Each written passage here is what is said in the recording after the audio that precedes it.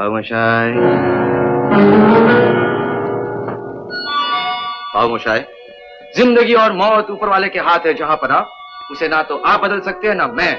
हम सब तो रंगमंच की कठपुतलियां हैं जिनकी डोर ऊपर वाले की उंगलियों में बंधी है। कब कौन कैसे उठेगा ये कोई नहीं बता सकता है। हा, हा, हा, हा, हा, हा।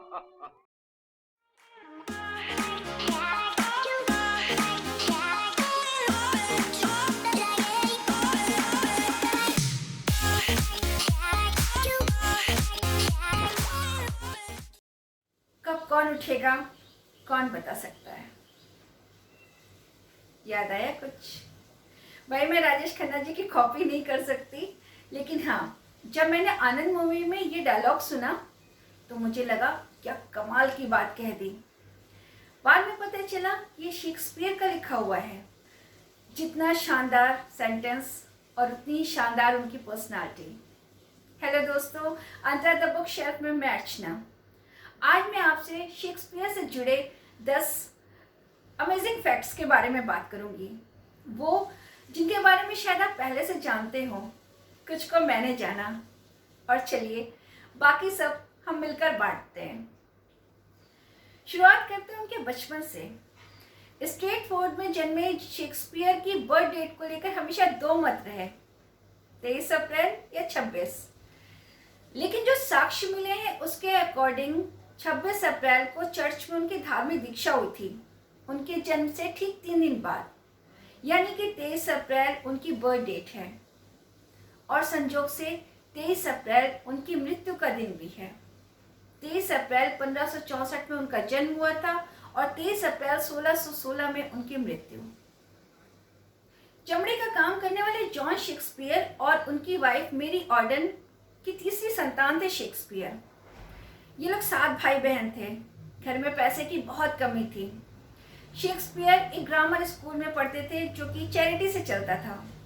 आर्थिक तंगी की वजह से उन्हें वो पढ़ाई भी छोड़ देनी पड़ी और वो काम करने के लिए लंदन चले गए। वहां उन्होंने रंगशाला में काम करना शुरू किया, जो कि सही मायने में इनके जीवन की शुरुआत का सफर था, थिएटर से जुड़ने का भी। लेकिन 1585 से लेकर 1592 के बीच 7 साल शेक्सपियर कहाँ थे, उन्होंने क्या काम किया, वो किसके साथ थे, कोई नहीं जानता। और शायद इसीलिए इन 7 सालों को शेक्सपियर का लॉस्ट ईयर कहा जाता है। शेक्सपियर की लाइफ उनके प्ले से बहुत अलग नहीं थी। जब वो 18 साल के थे तो उन्होंने अपने से 8 साल बड़ी एनी हाथवे से शादी की, जो कि शादी से पहले ही प्रेग्नेंट हो चुकी थी। और उस दौर में ऐसी शादी करना बहुत साहसिक काम था। इस शादी से उन्हें 3 बच्चे हुए, बड़ी बेटी सूजना और उसके बाद हेमनेट और जूडियथ। हेमनेट और जूडियथ ट्विंस थे, लेकिन 11 साल की उम्र में हेमनेट की डेथ हो गई। बहुत सालों बाद जब शेक्सपियर ने हेमलेट नाटक लिखा तो लोगों ने कहा उन्होंने अपने बेटे की याद में ही लिखा है। लेकिन परिस्थितियां कुछ ऐसी रही जीवन की कि शेक्सपियर का कोई भी वंशज नहीं बचा। Manager, elbow, uncomfortable, lonely, addiction, fashionable, ये सब वर्ड्स हम अपनी रोजमर्रा की लाइफ में इस्तेमाल करते हैं। और ये सब वर्ड्स और इसी के जैसे 1500 से भी ज्यादा वर्ड्स और फ्रेज शेक्सपियर ने हमें दिए हैं, पूरी दुनिया को दिए हैं, वो भी तब जबकि वो खुद उनके पास यूनिवर्सिटी की कोई डिग्री नहीं थी। और शायद इसी वजह से वो अपना साइन भी करते थे तो हर बार अलग स्पेलिंग में, कभी भी उन्होंने अपने नाम की एक स्पेलिंग सही नहीं लिखी। 16वीं शताब्दी के सबसे प्रसिद्ध कवि, अभिनेता, नाटककार शेक्सपियर को इंग्लैंड का राष्ट्रकवि कहा गया और उन्हें बार्ड ऑफ एवन की उपाधि भी दी गई। अपने पूरे जीवन काल में उन्होंने 38 नाटक, 2 लंबी कविता और 154 सोनेट्स लिखे। सोनेट्स यानी 14 पंक्तियों की कविता। लेकिन उन्हें खुद अभिनय करने का बहुत शौक था और इसीलिए अपने नाटक की हर लीड रोल में वो खुद ही हुआ करते थे। 1599 में उन्होंने अपना खुद का 3 मंजिला थिएटर बनवाया लंदन में, ग्लोब थिएटर। ये काफी चर्चित भी रहा और इसमें हर आय वर्ग का व्यक्ति आ सकता था। अपने नाटकों को जीवन बनाने के लिए उन्हें स्पेशल इफेक्ट्स का प्रयोग करना बहुत अच्छा लगता था। कभी वो पूरा अंधेरा करके शूट करते थे तो कभी तोपों का इस्तेमाल करते थे। उनके नाटकों में 200 से भी ज्यादा कुत्तों और चिड़ियों का वर्णन है।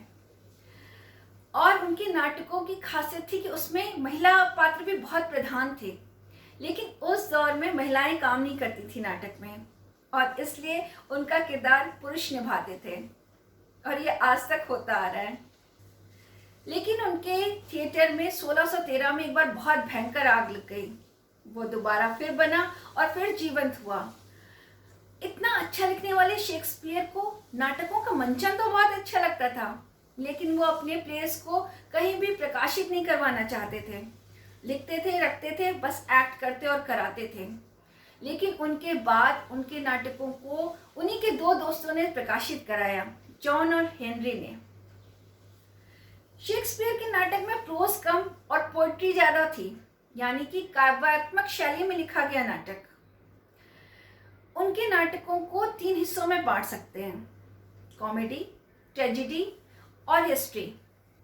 उनकी लिखने की जो शैली थी वो उनके उम्र के हर फेज में बदलती रही। अपने जीवन के शुरुआती दौर में जब उन्होंने नाटक लिखे तो सिर्फ और सिर्फ सुखांत वाले, यानी कि हैप्पी एंडिंग वाले, सब कॉमेडी या खुशियों से ही जुड़े होते थे। लेकिन उसके बाद का जब दौर आया और शेक्सपियर ने लिखना शुरू किया तो भरपूर ट्रेजेडी लिखी।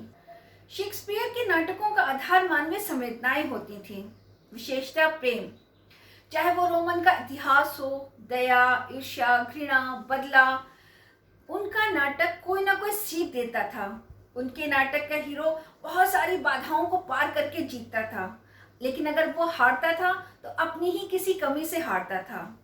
वो अपने हर नाटक में कोई ना कोई मैसेज देना चाहते थे। उनके नाटक के हीरो जितने अच्छे होते थे उतने ही पावरफुल उसके विलन भी होते थे। शेक्सपियर जैसे रचनाकार की कृति को प्यार करने और जीने वाले बहुत सारे लोग हैं, सैकड़ों लोग हैं दुनिया में, लेकिन भारत में भी उनको प्यार करने वाले कम नहीं हैं। जोधपुर की 2 फैमिली, जॉन और कपूर फैमिलीज ने उनको आज तक जीवंत रखा हुआ है। वो अपने किसी न किसी माध्यम से उनके पर वर्क करते रहते हैं। जोधपुर यूनिवर्सिटी में प्रोफेसर कपूर ने इंग्लैंड से ट्रेनर को भी बुलवाया था ताकि वो नाटकों का मंचन और गहराई और बेहतरी से कर सकें। लंदन की बहुत famous theatre company out of cocoon Bharat आकर उसके कई सारे शहरों में शेक्सपियर से जुड़े नाटकों का मंचन करती है। शेक्सपियर फिल्म फेस्टिवल्स होते हैं। बॉलीवुड में जब भी कॉमेडी लेजेंड्स मूवीज की बात होती है तो एक पुरानी मूवी का जिक्र जरूर होता है, अंगूर। संजीव कुमार, देवेंद्र वर्मा, उत्पल दत्त, मौसमी चटर्जी, दीप्ति नवल की शानदार एक्टिंग से सजी है ये मूवी और ये आज के दौर में भी उतनी ही हंसाती और गुदगुदाती है। गुलजार ने इसे निर्देशित किया था और शेक्सपियर की कृति पर बनने वाली ये पहली मूवी थी बॉलीवुड में, जो कि उनके सबसे छोटे नाटक कॉमेडी ऑफ एरर्स पर बनी थी। लेकिन बॉलीवुड में भी उनके चाहने वाले बहुत हैं, जैसे हमारे फेमस फिल्म निर्देशक विशाल भारद्वाज। विशाल भारद्वाज उनकी लेखनी से बहुत इम्प्रेस रहते हैं और उन्होंने कई सारी मूवीज उन्हीं के लेखन पर बनाई है और आपने भी देखी होगी, मकबूल, जो कि मैकबेथ पर बनी हुई है। शाहिद कपूर की हैदर, जिसको काफ़ी सारे अवार्ड भी मिले, उसमें उनकी एक्टिंग की बहुत तारीफ भी हुई, वो हैमलेट पे बनी हुई है। ओमकारा, अजय देवगन और सैफ अली खान की, ओथेलो पर बनी हुई है और सभी मूवीज एक से बढ़कर एक हिट। शेक्सपियर की पूरी लाइफ बिल्कुल उनके प्लेस की तरह ही रही, पहले दुख फिर सुखांत। ठीक उसी तरह से शेक्सपियर की जिंदगी में भी पहले बहुत सारी आर्थिक तंगी रही, बाधाएं रही, बहुत स्ट्रगल रहा, लेकिन अंत बहुत ऐशो आराम में रहा। शेक्सपियर ने अपनी जिंदगी के मिड तक आते आते अपनी लाइफ को बहुत स्मूथ कर लिया था। उन्होंने जीवन में नाम सम्मान तो कमाए ही, साथ ही साथ पैसे भी बहुत कमाए। उन्होंने अपने लेखन के साथ, थिएटर के साथ रियल एस्टेट का बिजनेस भी किया। जिसकी वजह से शहर के नामी गिरामी अमीरों में उनकी गिनती होती थी। अंत समय में उन्होंने अपनों के लिए वसीयत भी की थी, जिसमें उन्होंने अपने बच्चों के साथ साथ अपने फ्रेंड्स के लिए भी काफ़ी पैसा छोड़ा था। और एक इंटरेस्टिंग बात यहाँ पर यह है कि उन्होंने अपनी वाइफ के लिए अपना बेड छोड़ा था। इसके पीछे की क्या स्टोरी है वो तो मुझे ठीक से नहीं मालूम, लेकिन उनके तीनों बच्चों का जन्म उसी बेड पर हुआ था। शायद इस वजह से उन्होंने वो अपनी वाइफ को गिफ्ट दिया था। अपनी लाइफ को ऐशो आराम से जीने के बावजूद भी उनके मन में मौत का बहुत डर था, मौत के बाद का डर। उन्हें लगता था कि उनके मरने के बाद कहीं कोई उनकी कब्र से छेड़छाड़ न करे, और इसलिए उन्होंने अपने विश पे उस पर एक बहुत अजीब सी बात लिखवाई कि जो भी कोई इस कब्र को छेड़छाड़ करेगा, उसे हाथ लगाएगा, उसे श्राप लगेगा। दरअसल उनका कोई अंधविश्वास या डर नहीं था।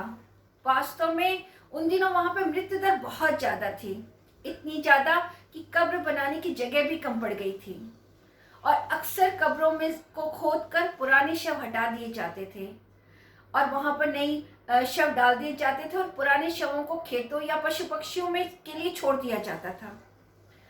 हर चीज को बहुत सूक्ष्म नजरिए से देखने वाले शेक्सपियर को लगा कहीं उनके साथ भी ऐसा ही ना हो, और वो ये नहीं चाहते थे।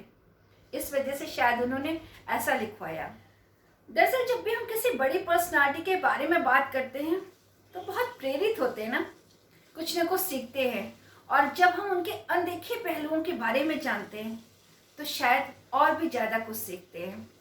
शेक्सपियर के जीवन से भी ऐसा ही है। उनके जीवन का संघर्ष, उनके कम पढ़े लिखे होने के बावजूद भी उनका वो ज्ञान जो आज सारी दुनिया जिससे लाभ ले रही है, सारी दुनिया जिसकी प्रशंसा कर रही है, जिनके नाम के म्यूजियम्स बन रहे हैं, स्मारक बन रहे हैं, कितनी बड़ी बात है।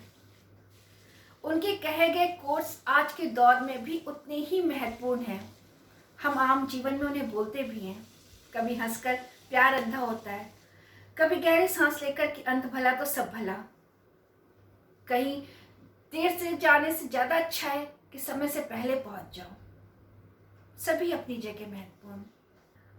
आपको उनकी कही गई सबसे अच्छी बात कौन सी लगती है, मुझसे शेयर करिए।